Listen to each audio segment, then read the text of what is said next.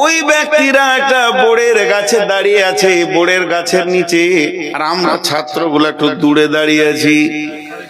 কিন্তু দুটি এরকম বাচ্চা, মাদ্রাসার বাচ্চা, তাদের এখন কোনো জ্ঞান হয়নি, মওত কি কবর কি জানে না।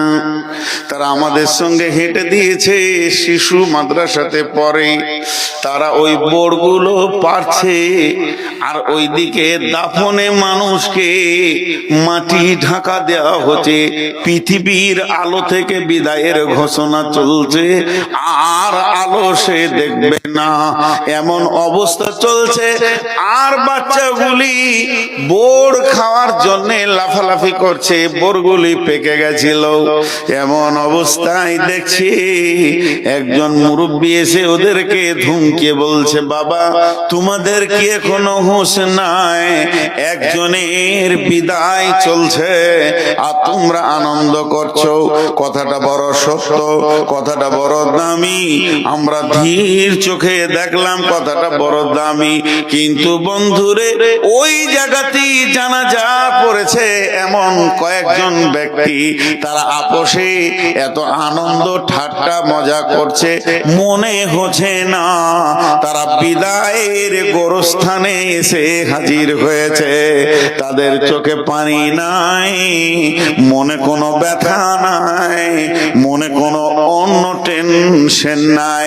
তারা গোরস্থানে গিয়ে হাসতে পারে এমন ব্যক্তি পৃথিবীর বুকে আছে। হালাকে বিশ্বনবী যখন কোন দাফনে যেতেন, তখন মাটিকে এইভাবে খুঁড়তেন, আর এত ধ্যানের সঙ্গে থাকতেন, মনে হতো যেন মানুষটি অনেক চিন্তিত অবস্থায় আছে। বন্ধুরে, এর নাম হচ্ছে কবর।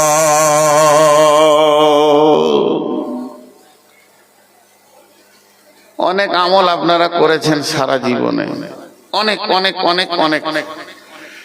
আপনারা যা আমল করেছেন তার থেকে আমি এইটুকু করিনি। আমি বড় গুনাহগার,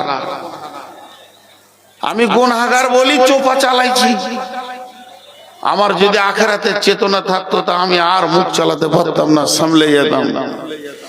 বেশি বলার নাম পণ্ডিত নয়, বেশি বলার নাম বেশি পাকড়াও। কিন্তু একটা মহাসত্য কথা বলছি, আপনারা অনেক পণ্ডিত, একটা মহাসত্য কথা আপনাদের সামনে দিয়ে যাচ্ছি। এখানে যতগুলি লোক আছেন, একবার ধ্যানের সঙ্গে কবরটা চিন্তা করেন। এখানে এতগুলো টিউব, এতগুলো লাইট, মাইক বসে আছে, গোরস্থানে যারা শুয়ে আছে কি অবস্থায় আছে। একটা বেদাতি কথা আপনাদেরকে শোনাই, নোংরা কথা, খবরদার এটা তো আকীদা আনবেন না। কিন্তু শোনাচ্ছেন কেন? এর মধ্যে একটা যুক্তি লুকিয়ে আছে বলি বলছি।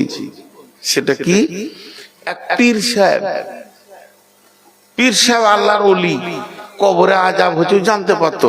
সকলে বলেন নাউজুবিল্লাহ, বলেন নাউজুবিল্লাহ। এ জানার ক্ষমতা কারো নাই, কে জানেন? আল্লাহ। এটা গল্প হিসেবে বলছি। তো ও ঘোড়ায় চেপে একটা গোরস্থানের পাশ দিয়ে পেরিয়ে গেছে। তো কবরের ভিতর থেকে কোরআন শরীফের আওয়াজ আসছে, সূরা মুলকের আওয়াজ আসছে, সূরা ইয়াসিনের আওয়াজ আসছে। তো ও খালি ওখানে দাঁড়িয়ে গিয়ে কি বলেছে? সুবহানাল্লাহ, আর কিছু বলেনি। সুবহানাল্লাহ, আর কিছু বলেনি। কেন? যে কবর থেকে ও কোরআনের তেলাওয়াত শুনতে পেয়েছে, তার জন্য একবার সুবহানাল্লাহ বলেছে। এটা গল্প বলিলেন, গল্প বললেই ভালো হয়, গল্প গল্প। তখন কবরবাসীকে জিজ্ঞেস করছে, কবরবাসী রে, তুই কতদিন থেকে কোরআন শরীফ পড়ছিস বল? কবরবাসী বলছে, বন্ধু 40,000 বার আমার খতম হয়ে গেছে কোরআন। যতদিন আমি কবরে শুয়েছি আমার 40,000 বার খতম হয়ে গেছে। গল্পটা কত মজার। তখনই বলছে সুবহানাল্লাহ, তাহলে অনেক নেকি পেলি। বলে, বন্ধুরে তুই 40,000 বার খতমের নেকিটা নিয়ে নে, আর তোর একবার সুবহানাল্লাহ বলার নেকিটা আমাকে দিয়ে দে, আমি পেরিয়ে যাব। এটা যদিও গল্প, তো কত জ্ঞানের কথা। জীবিত অবস্থায় একবার মুখ হিলাবি সুবহানাল্লাহ, আলহামদুলিল্লাহ, ওয়ালা ইলাহা ইল্লাল্লাহ, তোর নেকি লেখা হবে। কিন্তু মরে যাওয়ার পর আর নেকির কোনো হাত থাকবে না। মৃত ব্যক্তি ভিখারির মতো সন্তানের দিকে, আত্মীয় স্বজনের দিকে তাকিয়ে থাকে, কখন কে আমার জন্যে সামান্য দান পাঠাবে। এখনই এসে টেবিলে টাকাটা দিয়ে বলবেন আমার আব্বার জন্য দোয়া করে দেন, আর আপনার আব্বার হৃদয়টা বড় হয়ে যাবে। ব্যাটারি, ভাগ্যে জানে তোকে আমি রেখে এসেছিলাম, বিরাট বড় আমার কাজ হয়ে গেল আজ।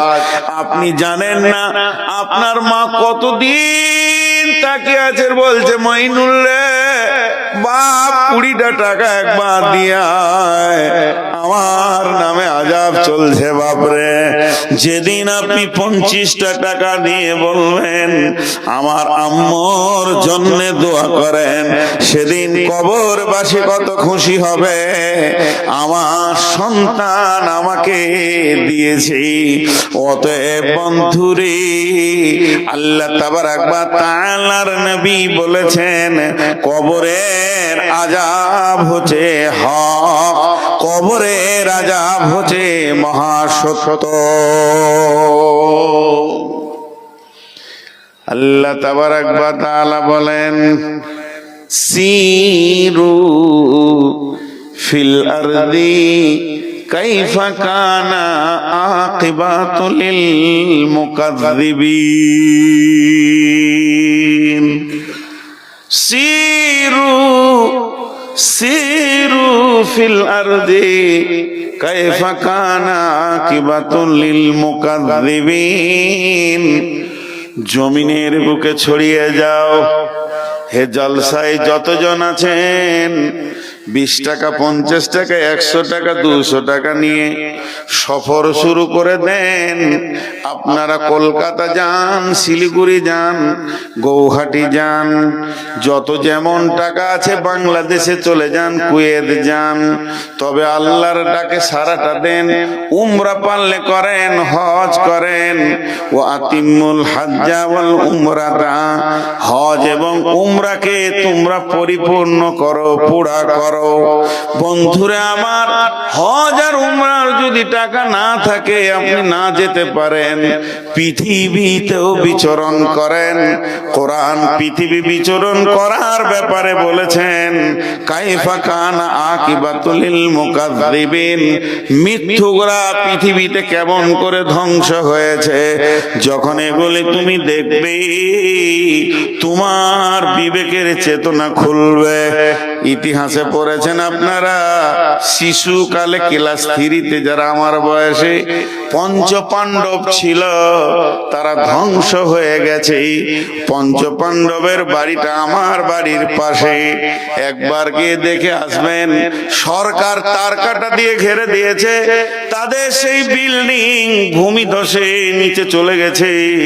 তাদের ছেলে মেয়ে, নারী পুরুষ, ঘোড়া হাতি যা ছিল, একটাও তারা জীবিত নয়, মাটির নিচে চলে গেছে।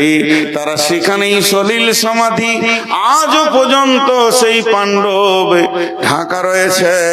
বন্ধুরে আমার, এগুলো দেখলে বিবেকের চেতনা ঘুরবে। শেষ কথা বলি, যদি একেবারেই গরিব হন, যদি একেবারেই গরিব হন, কোথাও যদি না যেতে পারেন, একটা জায়গা যেতে বলছি, একবার যাবেন। এই আমলটা আমাদের কাছ থেকে বিলুপ্ত হয়ে গেছে। গভীর রাত্রিতে উঠে একবার গোরস্থানে গিয়ে আব্বা মায়ের কবর কিংবা দাদা দাদির কবরের পাশে চুপ করে দাঁড়িয়ে দেখবেন দৃশ্যটা কেমন লাগছে। এরাও তো মায়ায় পড়েছিল, এরাও তো মায়ার জালে পৃথিবীকে ঘেরে নিয়েছিল, এরাও তো এত সুন্দর সুন্দর অট্টালিকা পৃথিবীতে বানিয়েছে। আজকে তারা নাই, আজকে তারা মাটির নিচে শুয়ে গেছে। এর জন্য কবর জিয়ারত হলো একটা আমল। দলিল শুনেলেন আল্লাহর নবী কখনো কখনো রাত্রিতে উঠে গারকুল বাকিতে চলে যেতেন, কখনো কখনো উহুদের প্রান্তে যেখানে 70 জন লাশ শুয়ে আছে সেখানে চলে যেতেন। আম্মা জানা এসা বলছেন, আমি বিছানায় যখন 2-1 দিন পেতাম না, তখন মনে মনে ভাবতাম না জানি নবী আমার অন্য কোন বিবির বাড়িতে চলে গেছেন কিনা। তাই আমি একদিন করলাম কি, ঘুমানোর ভান করে পড়ে আছি আর দেখব নবীজি যেন অন্য সতীনের বাড়ি না চলে যায়। 17-18 বছরের কচি মহিলা আম্মু জান ঘুমানোর ভান করে পড়ে আছেন। বিশ্ব নবী গভীর রাতে উঠেছেন, উঠার পরে তিনি হাত মুখ কুচলি উজু টুজু করে কাপড় চাদর গায়ে দিয়ে বের হতে শুরু করেছেন। এমন সময় আম্মা জানা এসাও বলছেন, আমি গোপনে গোপনে রসুলের পেছন দিয়ে হাঁটতে শুরু করলাম। নবীজি জানেন না আমি তার পেছনে রয়েছি। আমি দেখলাম বিশ্ব নবী কোথাও গেলেন না, সোজা গারকুল বাকিতে যেখানে 12,000 শহীদ শুয়ে রয়েছে সেই কবরের পাশে ওই চাঁদনি রাত্রিতে সাদা কাপড় পরে আমার হাবিব ফজর পর্যন্ত দাঁড়িয়ে দাঁড়িয়ে কাটিয়ে দিলেন। আমরা কখন রেখে এসেছি মাকে, কখন রেখে এসেছি আব্বাকে, কখন রেখে এসেছি নানি নানা দাদি দাদাকে, এখনো আমাদের সময় হয় না তার একবার খবর নেই। আল্লাহ তাবারাক ওয়া তাআলা বলছেন, মিন আইশাইইন খলাকাহু মিন নুতফাতিন খলাকাহু ফাকাদ্দারা সুম্মা সাবিলা ইয়াসসারা সুম্মা আমাতাহু ফাআকবারা।